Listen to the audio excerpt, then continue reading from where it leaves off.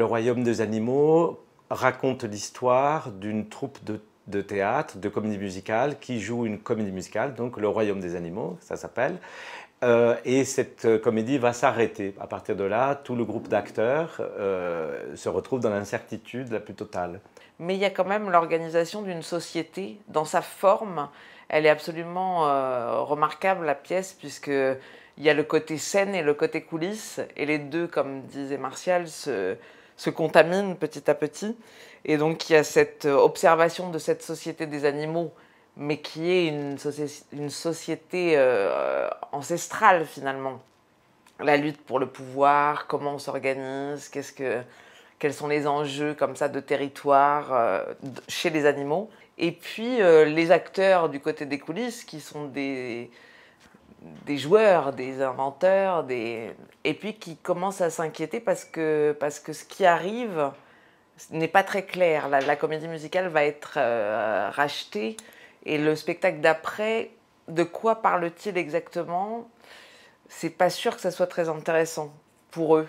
Donc à partir de là, il y aura une sorte de fusion entre les mots de la comédie musicale, donc les animaux. Moi je joue le zèbre, c'est Pierre Maillet qui joue le lion, et Élise qui joue la guénette, qui est une sorte de félin rapide et un peu mystérieux.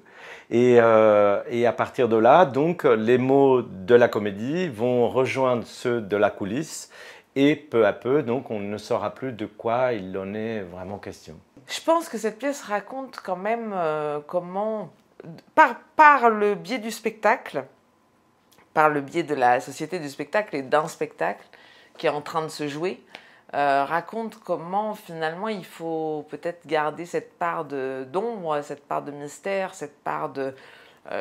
c'est Pasolini qui disait que quand tout est en lumière, c'est le pouvoir fascisant qui arrive. Et peut-être cette pièce, d'une autre manière, raconte un peu ça, c'est-à-dire que tout ne peut pas être utilisé, et tout ne peut pas être efficace, et tout ne peut pas être dit. Enfin, il y a une espèce de fidélité, mais aussi de communauté de pensée, tout en faisant des choses très différentes et absolument pas similaires, et en gardant absolument chacun sa vision du monde et des propos qui n'appartiennent qu'à chacun.